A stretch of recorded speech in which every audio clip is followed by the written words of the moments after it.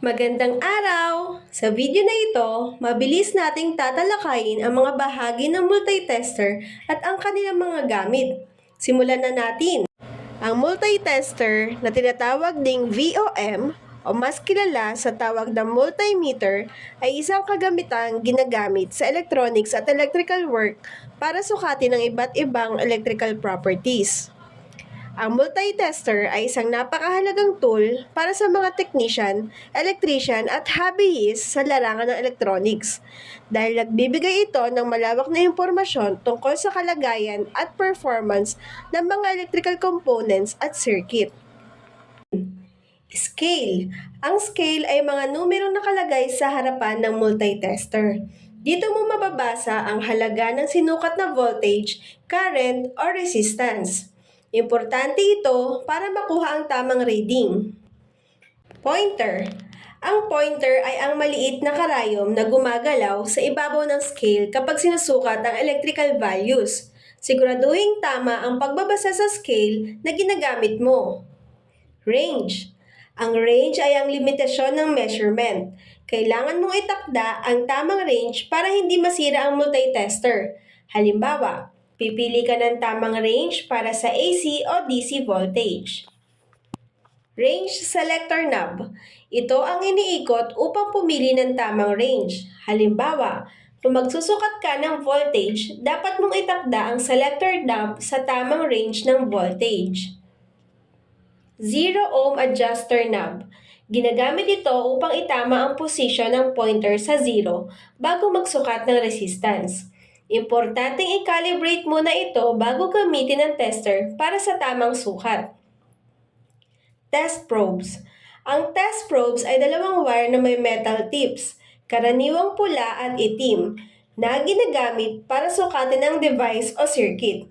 Ang itim ay para sa ground at ang pula ay para sa positive measurement. Test pins. Ang test pins ay ang dulo ng probes na idinidikit mo sa mga terminal ng sinusukat na device o circuit.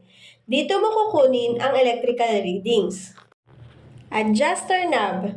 Ginagamit ito upang itama ang posisyon ng pointer sa zero bago magsukat ng voltage. At iyan ang mga pangunahing bahagi ng multitester. Ngayon na alam mo na ang mga mahalagang parte ng multitester, alamin naman natin kung paano magbasa ng voltage. Mayroon tayong dalawang klase ng voltage at ito ang alternating current voltage at direct current voltage. Sa pagbabasa ng voltage, meron tayong tatlong pangkaraniwang ranges at ito ang 10, 50 at 250. Tandaan, kung mababasahin mo ang voltahe sa range na 10, ang bawat linya ay 0.2. Kung 50 naman ay 1. Kung 250, ito ay 5. Alamin naman natin kung paano magbasa sa range ng 10. Ang bawat graduation ay 0.2. Dito lamang ang tingin, 0, 2, 4, 6, 8, and 10. Sagutan natin ang unang pointer. 0.2, 0.4, 0.6. Ang tamang sagot ay 0.6 volts. Muli, sagutan natin ang pangalawang pointer. Dahil ito ay sumobra na sa 2, ang basa na po dito ay 2.2, 2.4, 2.6, 2.8. Ang tamang sagot ay 2.8 volts. Subukan naman po natin ang pangatlong halimbawa. Dahil nasa kalagitnaan po siya ng 4 at 6, ang gitna po nito ay 5. Mag-uumpisa po tayo sa 5, 5.2, 5.4. Ang tamang sagot ay 5.4 volts. Kayo naman.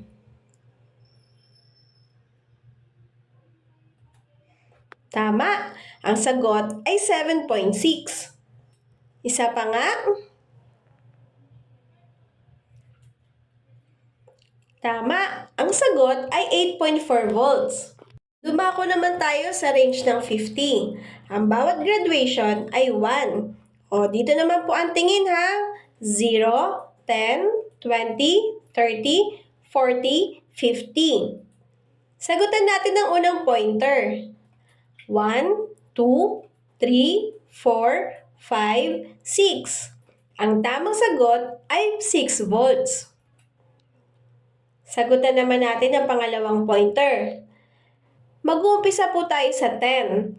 10, 11, 12. Ang tamang sagot ay 12 volts. Sagutan natin ang pangatlong pointer. Dahil nasa kalagitnaan siya ng 10 at 20, mag-uumpisa po tayo magbilang sa 15. 15, 16, 17. Ang tamang sagot ay 17 volts. Kayo naman po.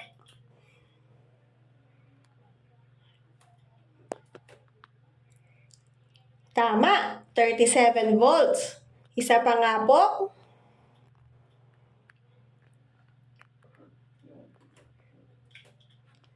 Tama, 48 volts. Sa range ng 10, 0.2 ang bawat linya. Sa range naman ng 50, ang bawat linya ay 1. Sa range ng 250, ang bawat linya ay 5. Dito po ang tingin natin. 0, 50, 100, 150, 200, and 250. Sagutan natin ang unang pointer. 5, 10, 15. Ang tamang sagot ay 15 volts. Sagutan natin ang pangalawang pointer. Lumagpas na ito sa 50. Sa 50 tayo magsisimula. 50, 55, 60, 65, 70. Ang tamang sagot ay 70 volts. Sagutan naman natin ang pangatlong pointer. Nasa kalagitnaan ito na 100 at 150. Ang gitna ay 125. Bilangin natin. 100, 105, 110, 115, 120, 125.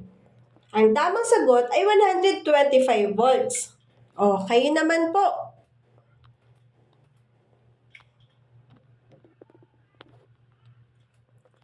Tama. Ang tamang sagot ay 185 volts. Isa pa nga po. Tama. Ang tamang sagot ay 220 volts. Dumako naman tayo sa resistance reading. Gamitin lamang natin itong times 1, times 10, times 100, at times 1K na multiplier kung naisukatin ang resistance ng isang bagay. From 0 to 2, each graduation is 0.2. From 2 to 5, each graduation is 0.5. From 5 to 10, each graduation is 1. From 10 to 20, each graduation is 2. From 20 to 50, each graduation is 5. From 50 to 100, each graduation is 20. From 100 to 200, each graduation is 100. Umpisahan natin sa scale ng 0 to 2. Ang bawat graduation ay 0.2. Sagutan natin kung saan nakaturo ang pointer. 0.2, 0.4, 0.6, 0.8, 1. 1.2, 1.4, 1.6. Ang tamang sagot ay 1.6 ohms. Dito naman tayo sa scale ng 2 hanggang 10. Ang bawat graduation ay 0.5. Mag-umpisa tayo sa 2. 2.5, 3. 3.5, 4. 4.5, 5. 5.5, 6. 6.5, 7. 7.5, 8. 8.5. Ang tamang sagot ay 8.5. Sa scale naman ng 10 hanggang 20, ang bawat graduation ay 1. Umpisahan natin sa 10. 10, 11, 12, 13, 14, 15, 16, 17. Ang tamang sagot ay 17 ohms. Sa scale ng 20 hanggang 50, ang bawat graduation ay 2. Umpisahan natin sa 20. 20, 22, 24, 26, 28, 30. 32, 34, 36, 38, 40, 42, 44. Ang tamang sagot ay 44 ohms. Sa scale naman ng 50 hanggang 100, ang bawat graduation ay 5. Umpisahan natin sa 15. 50, 55, 60, 65, 70, 75, 80, 85. Ang tamang sagot ay 85 ohms. Sa scale ng 100 hanggang 200, ang bawat graduation ay 20. Umpisahan natin sa 100. 100, 120, 140, 160, 180. Ang tamang sagot ay 180 ohms. Sa scale ng 200 to 500, ang bawat graduation ay 100. Pero tignan niyo po itong maiksi. Kalahati lamang po ito. Subukan natin bilangin. 200, 250, 300, 400. Ang tamang sagot ay 400 ohms. Madali lang, di ba? Sana natutunan mo kung paano ang tamang pagbabasa ng voltage at resistance scale. Maraming salamat sa pakikinig!